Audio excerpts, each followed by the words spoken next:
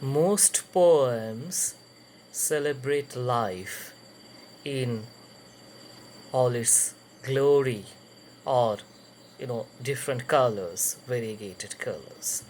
But elegies are those poems that generally we exactly cannot say celebrate, but yes, it does celebrate sometimes, but then more than celebration, commemorate or lament death, generally of specific persons.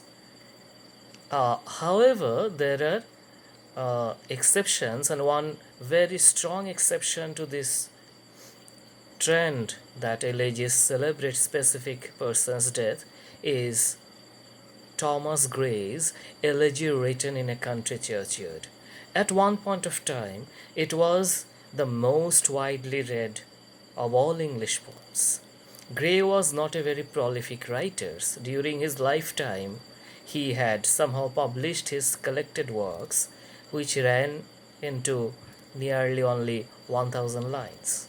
But then, those very few lines, and especially the elegy written in a country churchyard, has earned him a permanent place in the history of English literature. Thomas Gray is a very important link also between the classical age of English literature, actually neoclassical to be more accurate, but we can say classical, that continuum from Dryden to Pope and Dr. Johnson, that age, and the romantic age that would emerge a few years later. Say with the official beginning is 1798, Wordsworth and Coleridge joint publication. Gray along with Collins and Cowper, they come in between. So sometimes they are called the pre-romantics, and then sometimes transitional poets also. These are important for students of literature, but then these are levels for the entry point. But it's always better that you know these, like who are the transitional poets or who are the pre-romantics. But then I think finally we have to look at poems and other poets as individuals more than as representatives of some particular group or some particular identity, which are often actually thrust on them due to some other reasons, say reasons of classification, convenience of classification or taxonomy. So Thomas Gray is in a way Thomas Gray. He was actually for several reasons. Possibly one of the reasons is that his father was a very abusive person, due to which his mother started living separately in his childhood along with him, separately from his father. So, and this there are also a couple of other reasons, but then all this made him basically a depressed person. The term in those ages was melancholy or melancholia. A person who had melancholy or depression was called generally a melancholiac person. So Gray had this, overarching sense of loss, of death, of decay, and all this actually made him a profound poet so far as the elegiac mode of poetry is concerned. However, we can also say in favor of Gray that this death, desolation, decay, loss, these are realities. We don't want to deal with them generally because of our fear of death, because death is the ultimate annihilation in a way, it's extinction, and then it puts an end to the very center of our existence or consciousness, which is we ourselves. But then it is also inevitable, at least till date. We don't know in future what will happen. Till date it is inevitable. And then the talks about soul and other things, these are, as you know, these are not empirically or scientifically proven thing, and in all possibilities afterlife things are discourses. So for an intelligent person, Gray was not an atheist, but he was intelligent, rationalist and all that. In his heart of heart, he also knew that this is the one life he had, and then when it will be extinct, you know, he will be lost from the universe forever. So all these things went into the making of this profound elegy. But then one exception which I hinted at the beginning is that this is not an elegy on any particular person. Though critics and historians, they have tried to relate it, you know, to the death of a very close friend of Gray, Richard West. And in fact, there is another poem where he lamented the death of Richard West, but then there is no direct evidence in Elegy written in a country churchyard from which we can say that it is on a particular person's death. Milton, for example, Lycidas was on a particular death, so and so, but then not this one. Now, in this, he laments the very act of death itself, and more particularly, the death of common people. So here you see why people call Gray a transitional poet. There is some truth in it. Unlike the neoclassicists or classicists, his chosen subject is not the persons who frequent the royal court or royal personages, but basically very common people of a village. He goes to the village and then uh, hovers around or hovers over, in a way, the churchyards where people are buried after that, somewhat like the aghoris of Indian tradition, kapalikas, and some fierce tantrics who live in shmashan. So they're like that. They means there are a few others, even Cooper himself. And this kind of people, these not kind of people, actually, I mean these poets, they often frequented the churchyards, and then they thought about the ephemeral nature of life, ephemeral nature of all our happiness, that this will soon pass away, and they became more and more depressed. But then there was also productions. So they were known as the graveyard poets of that particular age. And in fact, during his lifetime itself, Gray started to be known as Gray started to be known as a graveyard poet. Later also we have, for example, Emily Dickinson from America. She also, though technically perhaps not called a graveyard poet, but she carries a lot of this, passion for death, if I may say so. Now, inquiring after, or rather, a deep look into the life or rather death of common people of the villages also is an occasion for Gray to pitch for a kind of democracy. This is what I am using. Critics have not used it, but it is there. That is, he says that, oh, the educated or learned person who may be, say, reading my poem, don't scorn the ignoble, quote unquote, lives of these common people who lived here mostly unknown and passed away in equal ignominy or equal ignorance of the world and by the world, because it is quite likely that in this tomb or in that tomb there may be a person as talented as Milton, as powerful as Cromwell, but then who could not realize their potential because they were simply, not interested or attuned in that way. So, and then there are some rhetorical questions. So I think, I would just read a couple of lines.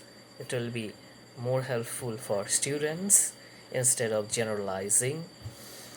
The curfew tolls the knell of parting day. The lowing heart winds slowly over the lea.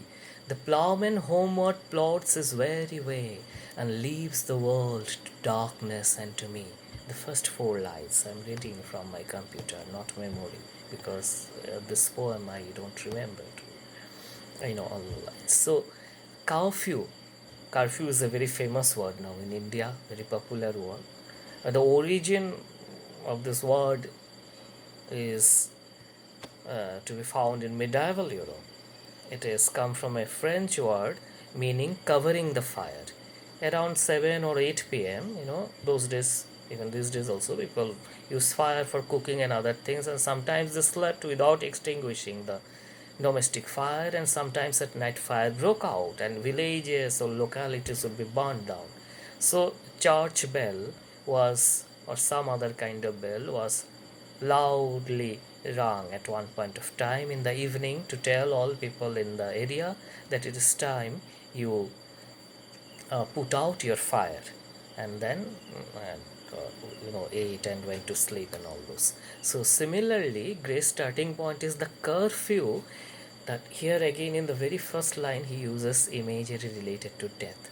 The curfew bell is also a bell according to Gray, which is knell, Knell. This is death bell. This is rung after death by church during church services. But of whose death? Curfew tolls the knell of parting day. So every day, with every evening, a day dies.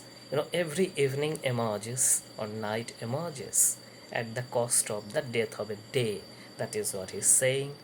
And then the plowman, that is the farmer of the village, or farmers of the village, they're very tired and they're going back home, and then he is left alone in that graveyard where he has, you know, uh, been staying, or he is staying at present to inquire into the meaning of life and death. And then he looks at the tombs all around, where all the dead people of the village from years, from antiquities, now they are all laid in their cells, in their graves. Now if I ask you, whose population is more, the people who are alive or people who are dead? And obviously dead, because people have been dying from the beginning of birth. But alive are only those who are alive at this moment, and all these things are there. Now he says, a very kind of gothic and fearsome scene is created with reference to owl and all others, but then very poetic also. Now he laments their death. The breezy call of incense breathing morn, the swallow twittering from the straw-billed shed, the cock's shrill clarion, or the echoing horn, no more shall rouse them from their lowly bed. We go to sleep every night, and then we get up every morning. We may not have swallows, but then we have other kind of birds, and then of course cocks and hens. They also cry here in the morning, and every morning we hear them and we get up. But then for those who are dead, all these things can never bring them back to life. That is the profound tragedy, profound pathos. For them no more the blazing hearth shall burn, or busy housewife ply her evening care. No children will run to lisp their sigh's return, or climb his knees the envied gaze to share. When people are alive, especially it's a man who used to work in the fields in those days, when they return, wives ran to them to show their attention and care. Children also ran to them to be kissed by them and all that. Now these people will never return. They have gone to sleep in permanent beds, but lowly. And then he further laments that there was a time when, to their powerful strokes and powerful arms, so many strong structures of earth yielded, maybe trees yielded when they were doing their works, but all these are lost. And then now he issues a warning to the quote unquote educated people, quote unquote elites, that As I said earlier, that you should not be mocking them. Let not ambition mock their useful toil, their homely joys, and destiny obscure, nor grandeur hear with a disdainful smile the short and simple annals of the poor. That say you may be a great, person, serving in great post and great cadre, like many of you who are listening obviously would be, and all these things. And but then we should not, or should not look down upon these people who are doing simple work, doing everyday work, because finally death makes everyone equal. And then I wanted to add something else, which is of course not there in gray, but this is there in other great works. That is the so-called elites or so-called scholars and all of us can do other works because some people produce in excess our basic needs. That's a, most of us say we don't produce the rice that we eat. Who is producing it, or who are producing it? The farmers in the field, or who are weaving our clothes that we wear. So our basic needs are given by other people. So we should always be respectful for them, and then so many other things. That sense exactly is not there in Gray. He is speaking from another point of view. He says, the boast of heraldry, the pomp of power, and all that beauty, all that wealth ever gave, awaits alike the inevitable hour. The paths of glory lead but to the grave. That is, that I am born in such a great family, such a huge, tradition, and then I am so very powerful, and then I am so beautiful, and I have so much wealth. All this will mean nothing when the final hour comes.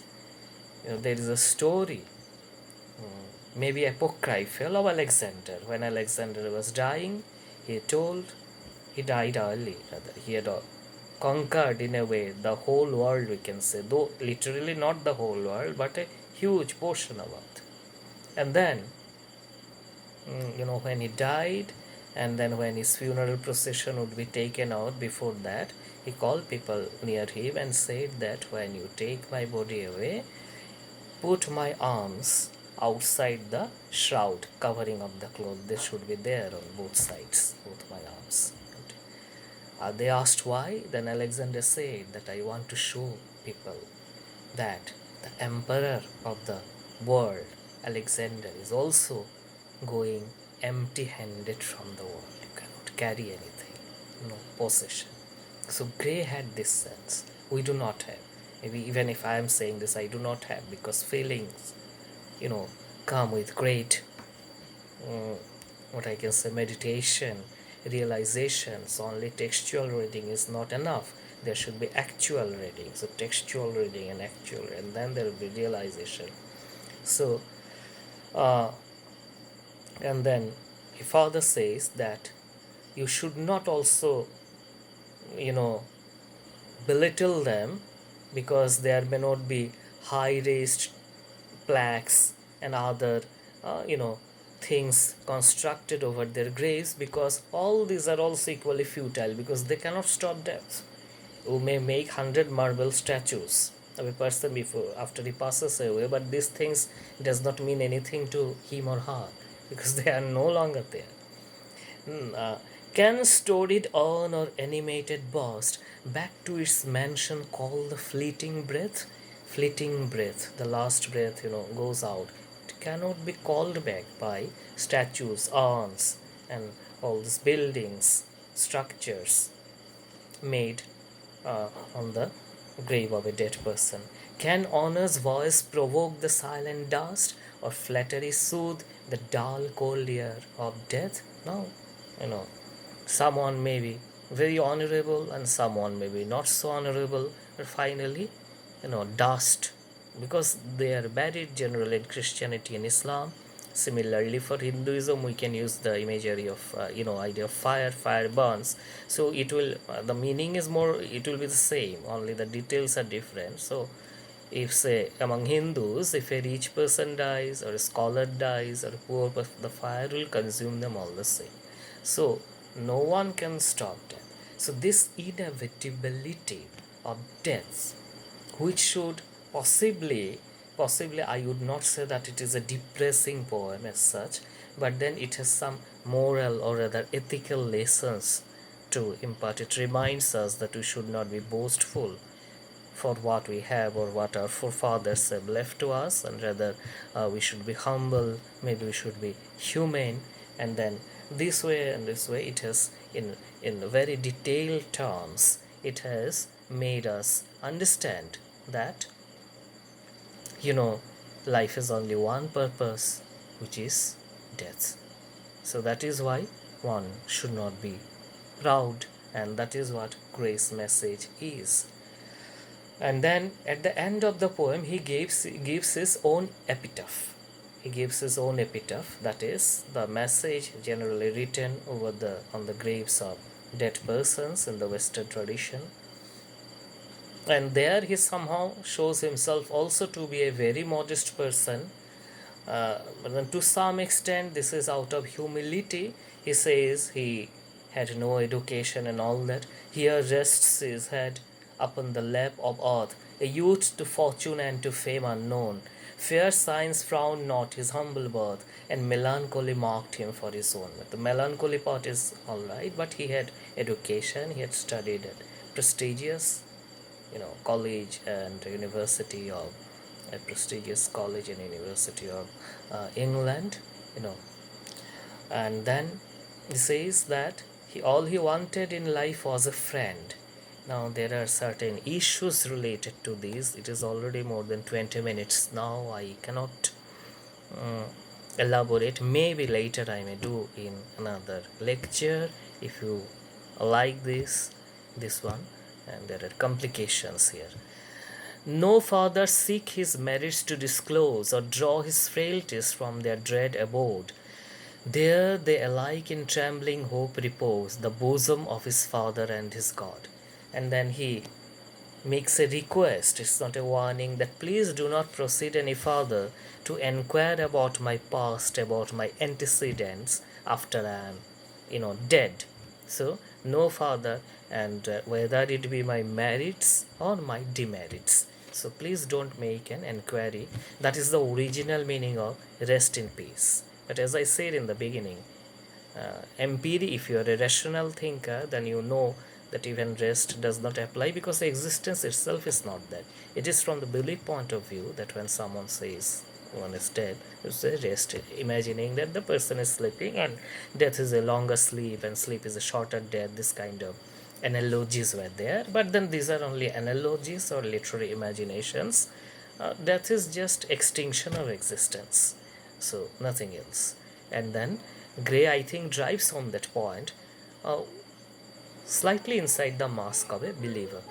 Thank you all so much for being with us. And then I think you will find Gray interesting.